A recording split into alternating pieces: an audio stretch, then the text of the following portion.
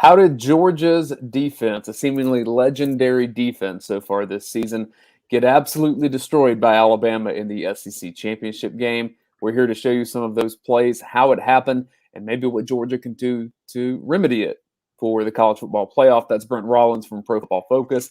I'm Dayne Young. We partner together for UGAsports.com for Film Don't Lie, and that's what we're here to do, Brent. Some of these plays are going to be hard for some Georgia fans to see, but you're a coach. You have to get in there and see what you did wrong to fix it, right? Yeah, very much so. And what's interesting when you look at, I've now watched sort of the whole defensive game or game from the defensive perspective.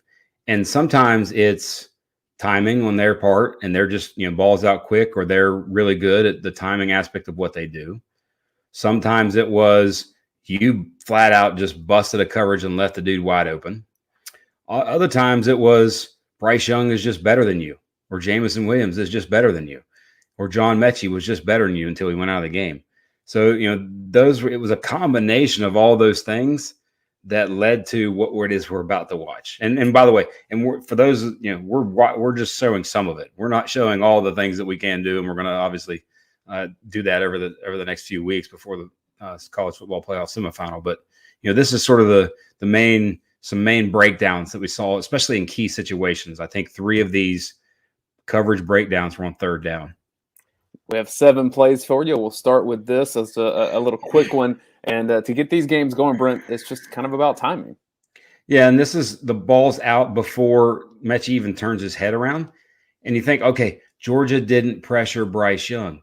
Watch Jordan Davis at the right defensive tackle spot here. There's the quick route, and then Jordan Davis at right defensive tackle. Destroys his man, is 1 step maybe from being in Bryce's face and swallowing him whole, and then the ball's out.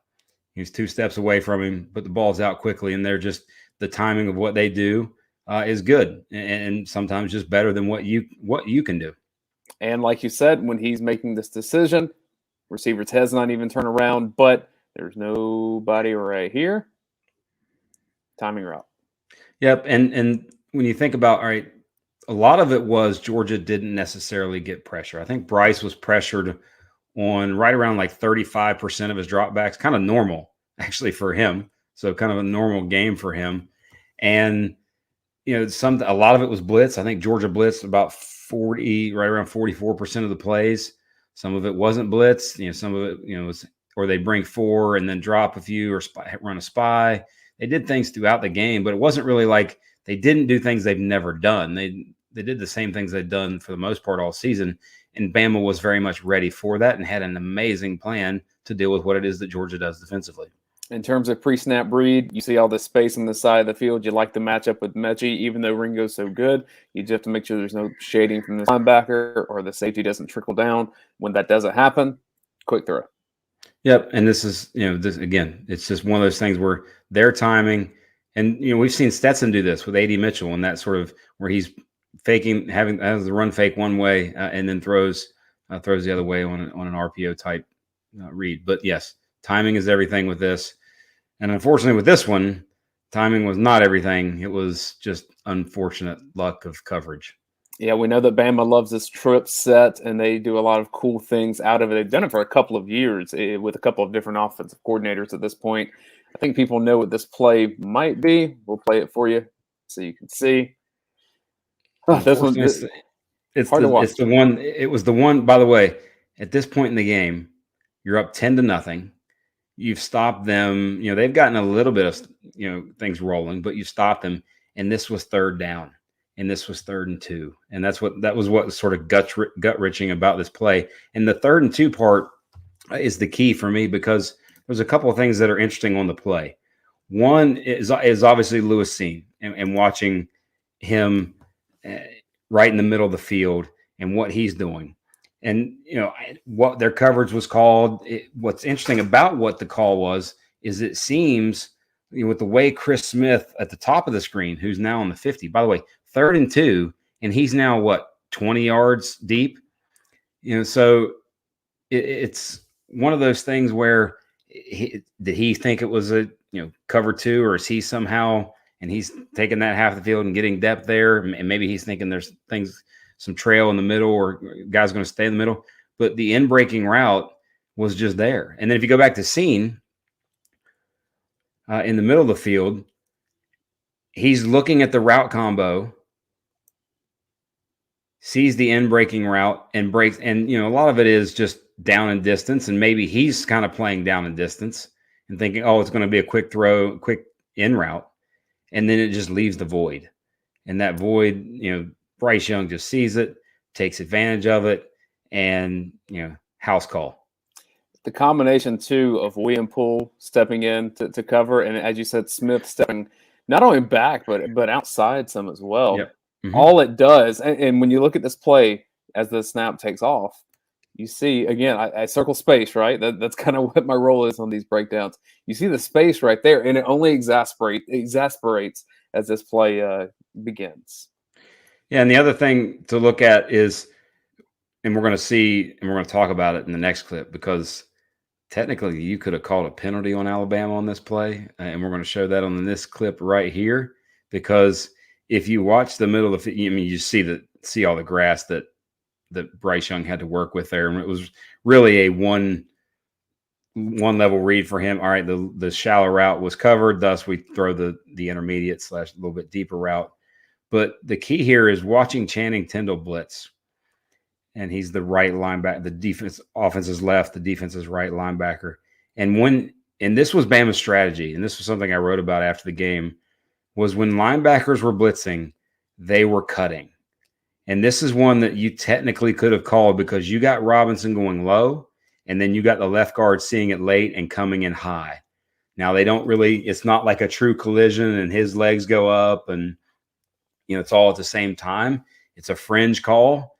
But if this flag is thrown and they bring this back, Gary Danielson's on TV saying, "Yep, that's you got one guy going low, one guy going high, and you just can't do that."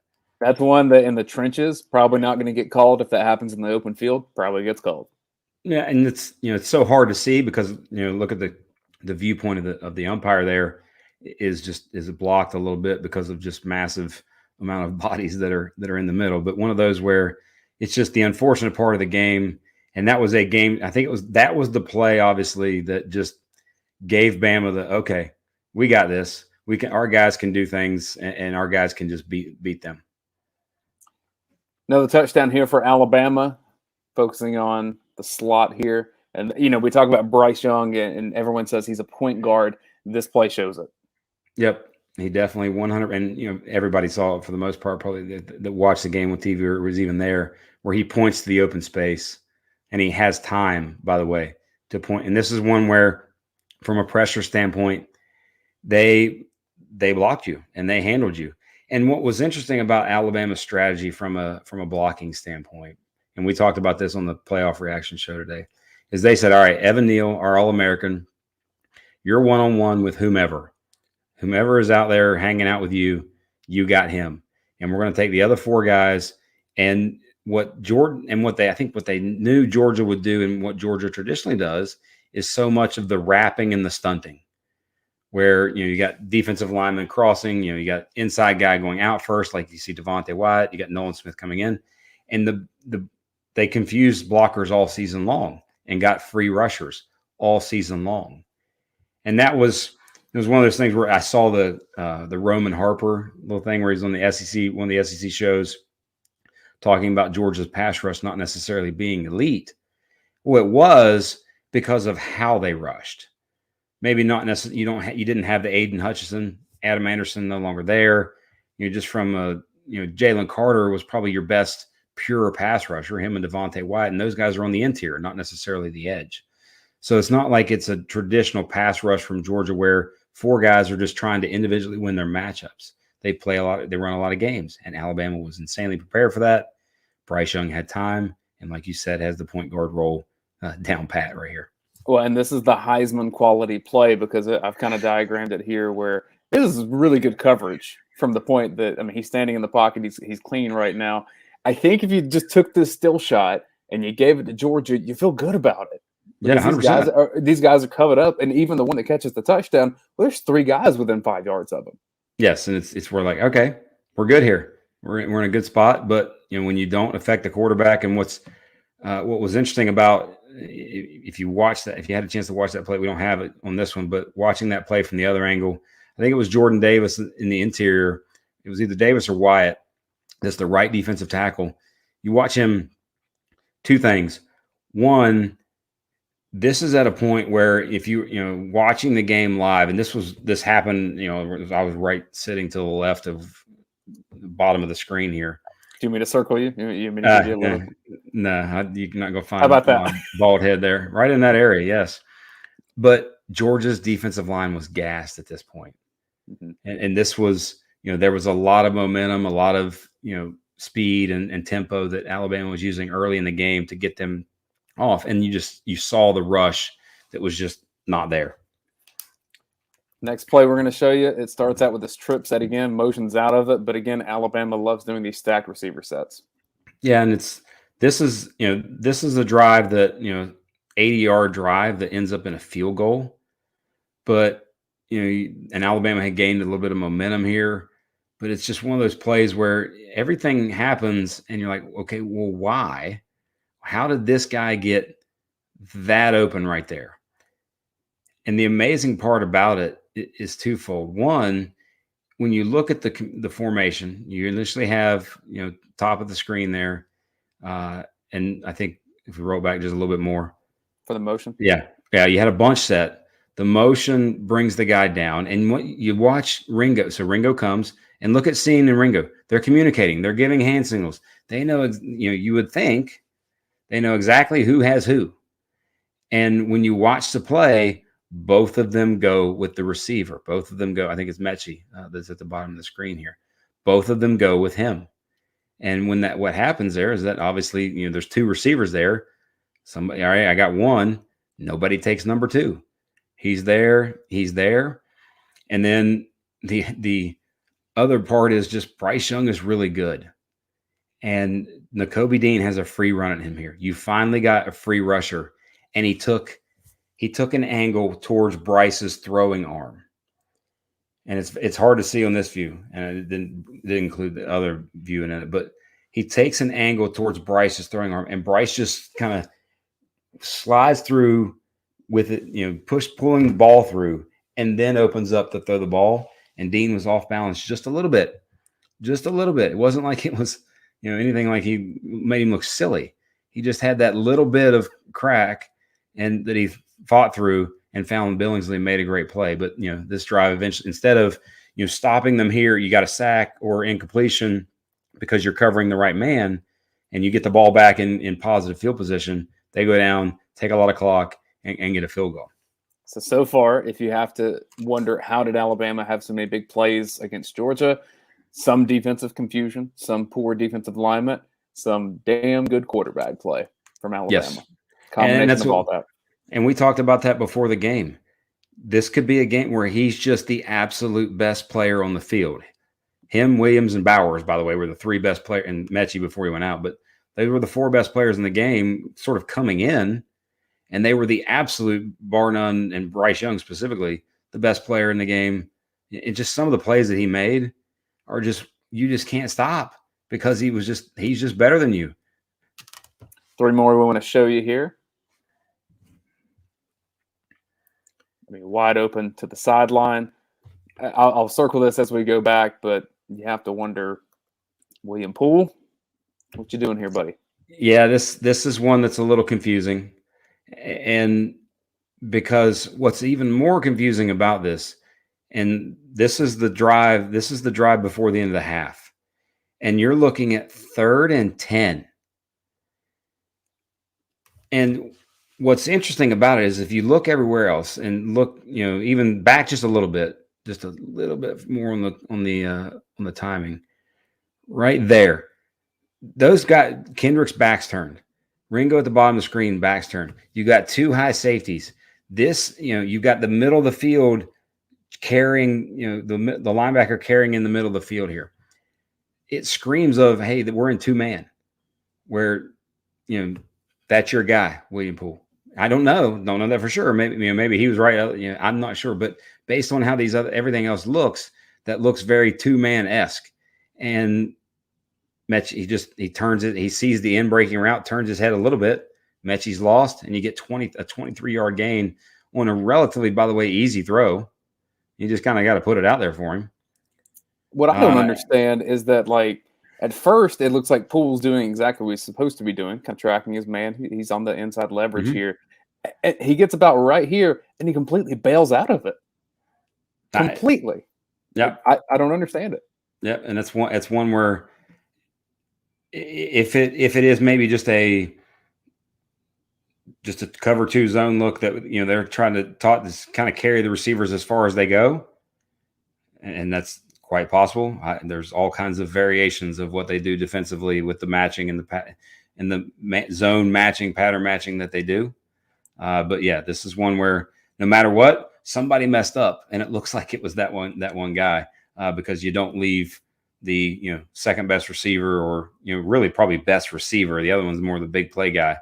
And on 3rd and 10, like, it's all right. How am I covering Williams and Mechie? And that guy got left wide open. Big play that eventually led to Bryce Young's touchdown run. Yeah, and not many throws easier than this for Bryce Young. In this game, no. Yeah, in this game, no.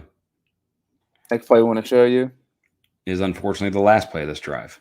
Yep. So we'll play it through here. I had a question for you, and this is something that a lot of people on UGAsports.com we're talking about, among other things, on the dog vent. And among other things, it was definitely a day that the dog vent was the appropriate name. I want to circle Jalen Carter right here, because it seemed like defensive linemen were not quite as aggressive as we have seen at certain times this year. Now, I thought that Georgia probably instituted a spy a bit more often, or at least kind of had someone hovering back if it wasn't a true spy on Bryce Young. Bryce Young is not a runner in the sense that that's not what he wants to do. He wants to pass. That's the book on him. So I didn't really understand what Jalen Carter is doing here. Maybe you can explain it to me. Well, it definitively appears like he is that sort of spy role, or at least trying to cause confusing and bring somebody to him to create a hole for another player. But he takes 2 steps and stops and starts shuffling. And unfortunately for Georgia here is that, 1, Evan Neal is really good. And 2, Trayvon Walker takes an inside angle. And, if you're going to rush with lanes and spy and do those kind of things, and maybe that's what it is because of the spy role, it's like, hey, you have free reign to go make a move. Just go make a move and beat the guy. But if you're going to have the spy role, is Jalen Carter the guy you want to have it? Exactly. That it just personnel. Yeah, who knows? And he does everything else well, but that's not that. And not this one. And he kind of drifted a little bit to the short side of the field when the wide side was maybe the place to go, or was obviously the place to go. But as the game went on, what Georgia ended up doing, I mean, they still used that kind of spy in a way, hanging out there, but they started bringing 4 or 5 rushers, and or having 6 at the line of scrimmage, 5 rush, 1 drops as a spy. But it just didn't matter. And this guy just made good decision after good decision.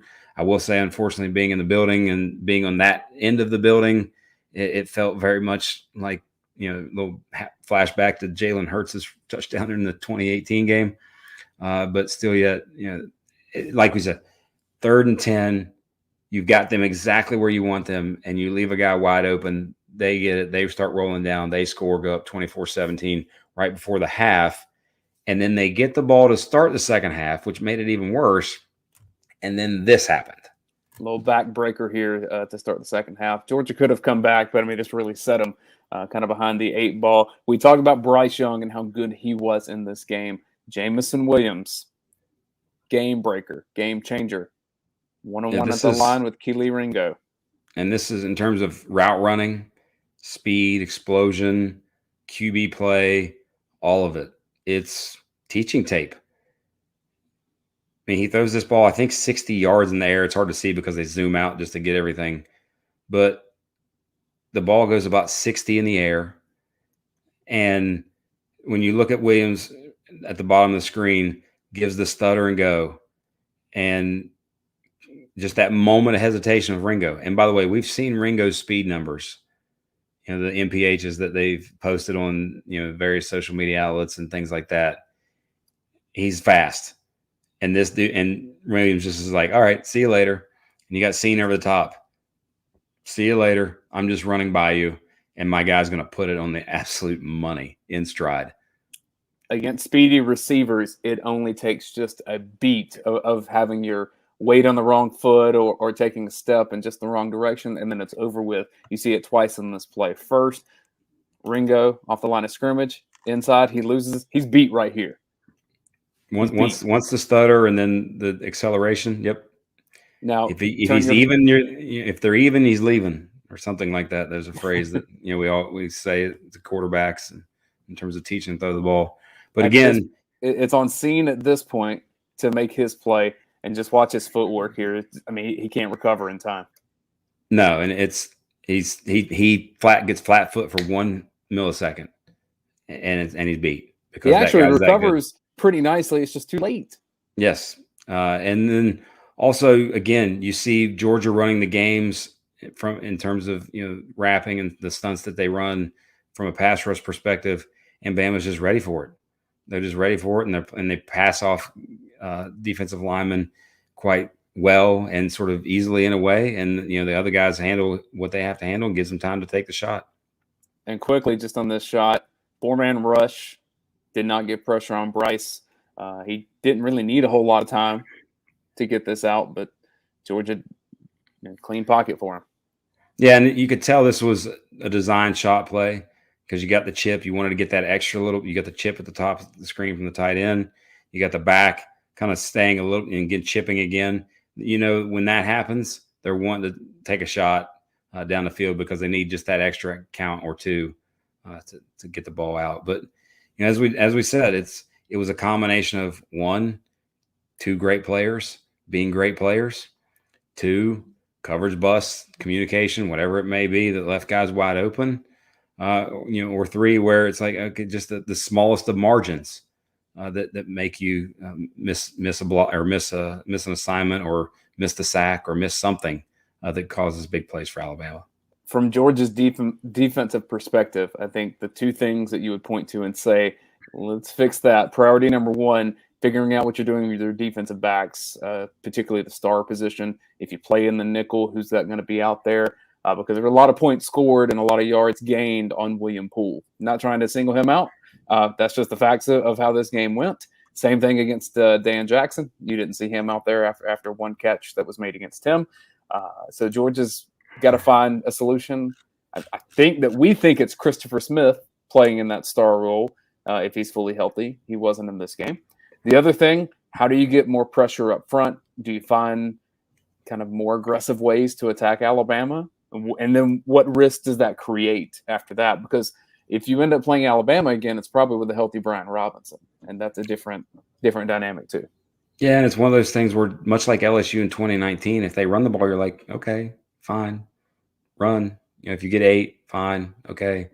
I think if just watching it and thinking, okay, if this matchup does happen again in the future or in the national championship game, I see in Georgia going a lot of 6 men standing or 6 players standing on the line of scrimmage, a little more press man coverage, and you're always bringing 4 or 5 with others dropping out. It's just constantly doing that and just saying, hey, here we are, especially, by the way, with Mechie being gone. Now, we don't know what the tape they're going to show or how guys are going to look in the semifinal against Cincinnati, which, by the way, to me is still a very interesting matchup because of how good Cincinnati is in the defensive backfield. But the other thing that Alabama does, and by the way, you feel it in the stadium where you're looking around, you see Williams and Mechie all the time, and you can tell they're hunting. Like they're always on the attack and trying to just, rip into you, take your heart out with big play after big play anytime they can. And that's an interesting thing. And they're all right, who am I going to target? And yesterday or this past weekend, it was Poole in the slot. It was also Lewis Cine in the slot a lot, by the way. Both of those guys combined faced 19 targets in coverage, allowed 15 receptions for 244 yards and 2 of the 3 touchdowns. So, that's 2 spots where all right, we got to figure out what we're going to do if we happen to see this matchup again. And people would ask, where's Latavius Brini? Well, he's who other teams had targeted prior to this. And so I think Georgia said, we're not going to let that happen. I thought about him as I'm watching the game, where your best athletes right now are your three linebackers outside of, and I could see them in a game like this playing those three linebackers more in a pass rush role consistently, and like I said, standing all of them being there and standing on the line, things like that. And Brini might be coming back as like a inside backer type in a dime type package where you've got 6 defensive backs on the field, and he's that bigger, like it used to be Mark Webb's role, where he would be much like an inside linebacker, but you still got a guy who's a better athlete maybe than you do have at backer, and those guys can go hunt and be the best athletes and rush the passer. So and those guys then assume that role of spy, taking some pressure off some defensive linemen in that case, as we just saw. Who knows? But it is obviously back to the drawing board. And what's amazing about, you think about the last 4 games that Georgia's lost and how offenses have just absolutely taken them to the woodshed and 500 plus yards, 40-ish plus points. But it's been in different ways. Like last year with Alabama, and now Alabama the last 2 years has been very similar, where it's, hey, 2 great receivers, play action game. But last year you also had to deal with Najee Harris and him out of the backfield, both running and receiving the ball. LSU was, I'm in empty all the time. I'm finding my matchup. My quarterback's just going to hang and do whatever, or we're going to RPO you. It's that game. And then Florida was a lot of trips and tight end matchups and wheel routes. So it's 3 different ways that you've been beaten. It's like, okay, what do you do now? Back to the drawing board. Well, and we will be back on the drawing board here on our UGA Sports YouTube channel. We're going to dissect this game more and more. I know it's going to be something that a lot of you don't want to see, but if you want to learn how Georgia needs to get better, that's what we're here to try to help you understand, and we'll show it to you the best that we see it. So we'll have more of these coming up throughout this week and probably even in the weeks to come. I'm sure we'll do a Michigan preview at some point to see what we see from the Wolverines as Georgia will get set to head down to Miami for a New Year's Eve game for a trip to the national championship on the line. He's Brent Rollins. I'm Dayne Young. We're with UGAsports.com. Thank you for watching. Make sure that you're subscribed to our YouTube channel. We are doing great things on this channel. We have a lot of people involved in it, producing great content about the Georgia Bulldogs and the SEC. And we'll see you next time here with Film Don't Lie.